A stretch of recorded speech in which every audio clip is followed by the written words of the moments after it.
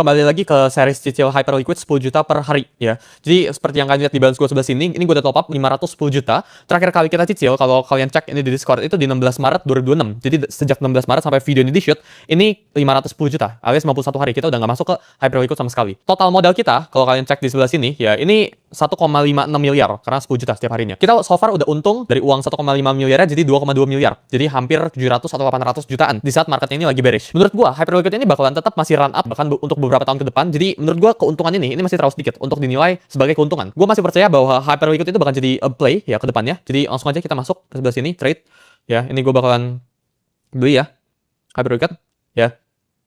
Jadi ini pembelian maksimumnya 50 juta. Gua langsung aja beli pelan-pelan ya dari 40 juta nih. Ini limit, kita langsung market aja ya, nggak apa ya. Oke, kita udah beli selama 100 juta sekarang. Kita bakalan beli lagi sekarang. Ya, jadi saldo kita tuh 2,7 miliar sekarang ya. Kita udah cicil. Kita beli lagi. Oke, sisa 52 juta terakhir. Kita beli sekarang. Nih ya. Lagi ongoing. Trade. Dan kita udah beli ya. Jadi total modal kita, kalau kita hitung ya, 51 ditambah 156, itu sekitar 207 kurang lebih. Modal kita buat cicil Hyperliquid ini ada 2,7 miliar, ya 2,07 kurang lebih. Dan sekarang uangnya itu, kalau kita refresh, udah jadi 2,7 miliar. Jadi kita untung 700 juta. Menurut gua, ini bakal kita cicil terus, gua bakal buat setiap bulan kontennya. Karena sekarang tuh lagi bear market. Jadi Bitcoin itu turun, tapi Hyperliquid itu bisa mengalami kenaikan. Dan dalam video ini gua pengen sharing ke kalian tesis gua kenapa menurut gua Hyperliquid ini akan sentuh $100 per Hyperliquid, per satu hype.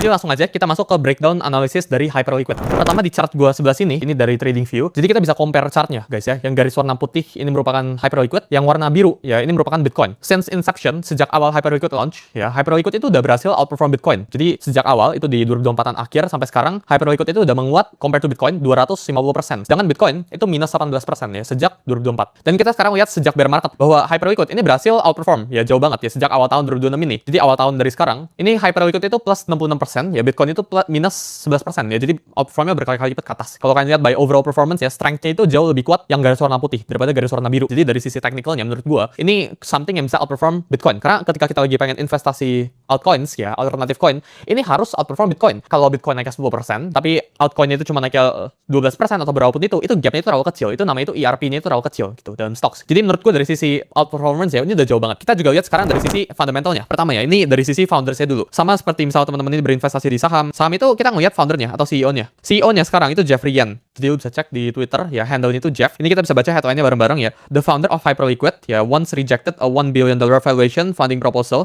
insisting on a zero external investments approach. According to the market news, Hyperliquid founder ya Jeff Yan received an investment intention based on a valuation of about 1 billion and a scale of about $100 million less than a half year after the project went live. However, after careful consideration ya setelah dia menimbang ulang, dia reject, ya dia menolak investmentnya. Jadi menurut gue ya salah satu alasan pertama untuk gue berinvestasi dalam Hyperliquid atau gue pribadi ada alokasi besar di Hyperliquid itu dari foundernya Jeffrey Yan ini. Foundernya itu orang tanda kutip orang gila. Dia itu di offer uang $100 juta dan ditolak. Valuasi dari startup yang dia pengen bikin ya itu $1 billion, tapi dia menolak. Jadi kita udah lihat dari sisi founder itu udah lumayan gila. Selain dari itu ya Hyperliquid ini merupakan salah satu company yang sukses ya, startup yang sukses. Jadi kita menilai startup yang sukses itu apa? Dari revenue per employee. Maksudnya kayak gimana? Misal ya lu punya perusahaan lu ini ngasilin $100.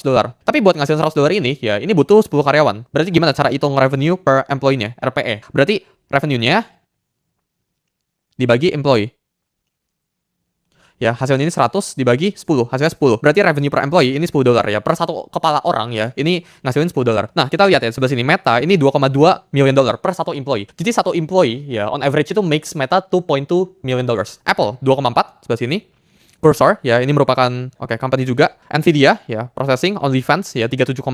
Tether 93. Tether ini merupakan blockchain company juga ya, Web3 company juga. Nah, Hyperliquid ini paling besar, 102 ya, 102,4 ya revenue per employee. Jadi Hyperliquid itu sangat efisien. Dari founder itu ngerti ya, Hyperliquid itu cuma ada 11 employee per kita shoot video kita sekarang dan masing-masing employee ini ngasilin $100 juta. Jadi company yang terlalu thick ya, terlalu tebel sifatnya, baik banget karyawannya dan sebagainya itu biasanya nggak efisien. Tapi ketika manajemennya itu bagus banget, founder itu cuma butuh 11 employee dan secara fundamentalnya ini satu employee ya, satu headcount itu ngasilin $102 juta, maka ini sangat efisien. Jadi kita bisa nilai dari foundernya itu super efisien, dari company-nya ya, employee-nya itu juga super efisien. Nah, ini buat comparison ya buat perbandingan. Jadi ada Hyperliquid, Binance, Coinbase, Bybit, Kraken ya sama OKX gitu ya. Hyperliquid ini revenue-nya ya lifetime itu 1,03 billion, employee-nya cuma 11. ya kayak yang gue tadi bilang, ini satu compare-nya. Hyperliquid itu yang paling efisien dibanding Binance, Coinbase, Bybit, Kraken, sama OKX. Binance ini 16,8 billion, employee-nya itu 9.000 orang. Revenue per employee ya berarti ini dibagi sama ini 1,8 juta dolar. Jadi 0,02 dibandingkan dengan Hyperliquid. Coinbase 7 billion ya revenue-nya, setengahnya kurang lebih setengahnya dari Binance. Employee-nya itu juga setengahnya,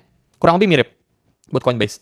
Bybit 2.5 billion dollars, employee-nya 2000-an, revenue per employee itu nggak sampai 1 juta dolar. Jadi di bawah, bahkan setengahnya dari Binance. Kraken ini juga sama. OKX ini yang paling nggak efisien. Ini 4.000-an employee-nya, tapi revenue itu 1,9 billion dollars. Jadi kita lihat dari sisi revenue per employee, Hyperliquid itu menang dibandingkan semua exchange-nya. Nah, kenapa ini matters? Karena ini menunjukkan efisiensi dari suatu perusahaan. Ketika baik banget employee, ya tapi employee per headcount ini nggak bisa menghasilkan lebih banyak daripada Hyperliquid, maka ini udah nunjukin ya dari sisi foundernya ini bisa nge-efficienin suatu perusahaan atau enggak. Sekarang dari sisi tokenomics-nya, kita lihat tokenomics-nya itu berakhir di 2029 sebenarnya. Di atas 2029, ini baru kita melihat Hyperliquid ini nggak ada selling pressure. Kita udah lihat, ya pertama itu ada yang namanya itu Genesis and Cliff period namanya. Pas awal pertama kali Hyperliquid ini launch. Jadi timnya itu nggak dapat supply sama sekali, ya no unlock alias November 2024 sampai November 2025. Nah sekarang ya kita itu berada di fase yang biru sebelah sini, ya ini fasting. Nah fasting ini berakhir sampai 2028an kurang lebih. Jadi menurut gua di akhir tahun ini kita bakalan end ya tanda kutip the bear market, dan menurut gua ini timing itu pas ya sama heavy fasting ini. Nah di momen heavy fasting ini merupakan selling pressure yang kuat sebelah sini. Terusnya transition, ini tail fasting itu community ammunition, terusnya pure deflation. Nah ini yang sebenarnya kita tunggu 2029. Harapannya ketika Hyperliquid ini bisa survive sampai 2029, maka this could be a banger. Ya ini bakal jadi token yang generating revenue, beneran ada bisnisnya. Karena the most profitable business in crypto ya itu bukan random projects, itu stable coins sama exchange. Makanya kita lihat Binance itu besar sekali gitu. Makanya kita lihat Tether itu bisa jadi the largest US Treasury holdings. Jadi menurut gua ketika kita bisa lewatin fase heavy fasting sama transition, ini bakal jadi a banger play. Jadi dari sisi tokenomics ini di structure sedemikian rupa. Sekarang dari sisi perpetual fee-nya ya, dari trading fee-nya ya. Kita pertama lihat ada beberapa exchange yang kita bisa bagi-bagiin. Yang pertama, ini dari perpetual fee-nya alias futures ya, buat kalian trading pakai leverage gitu ya. Ini fee-nya. Hyperliquid ini lowest in the industry. Hyperliquid maker taker fee-nya ini 0,015, 0,045. Binance ada di sini.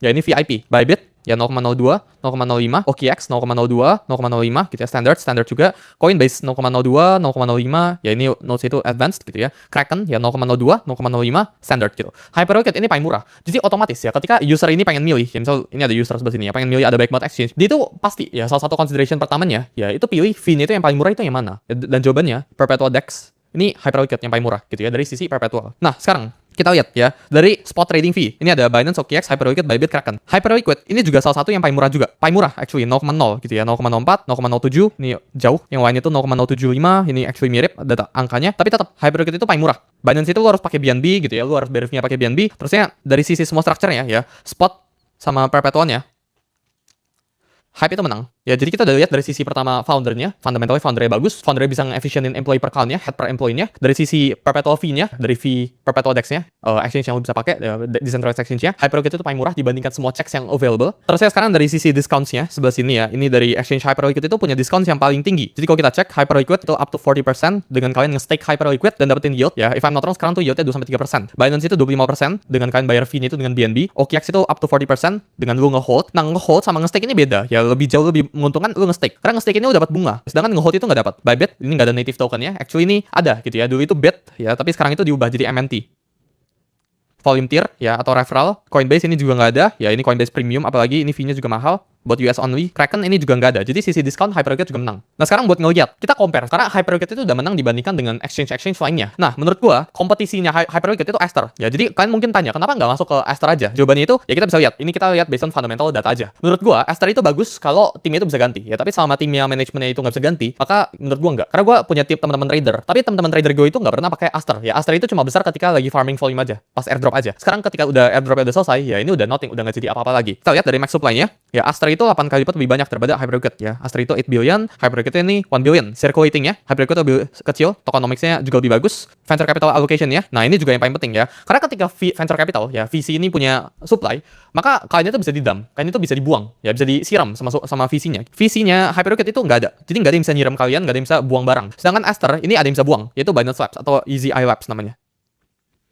Tim unlock-nya, ya ini udah distractional, udah segini yang keklaim. Terus Aster, ini highly historical, buyback to burn. Nah ini juga salah satu hal yang penting. Hyperliquid ya, ketika mereka itu mendapatkan fee, 97% dari pendapatan Hyperliquid, ini di burn. 97% ini di buyback Hyperliquid. Sedangkan Aster ini buyback ini ada, ya which itu random per kuartal dan sebagainya, tapi alokasinya itu nggak clear sama sekali. Jadi dari sisi aspeknya sebelah sini, ini udah lumayan clear. Kita juga lihat dari sisi building ya, dari sisi fundamental building dari exchange ya, perpetual DEX-nya. Dari native layer 1 ya, Hyperliquid ini custom build, Hyperliquid BFT namanya. Aster ini juga bikin Aster Chain namanya, baru launch. Order booknya, ini 200.000 orders per second ya, for reference Solana ini jauh di bawah ini. Aster ya, ini on-chain dengan off-chain matching. Nah ini keuntungannya ini apa? Ini bisa dark chain namanya.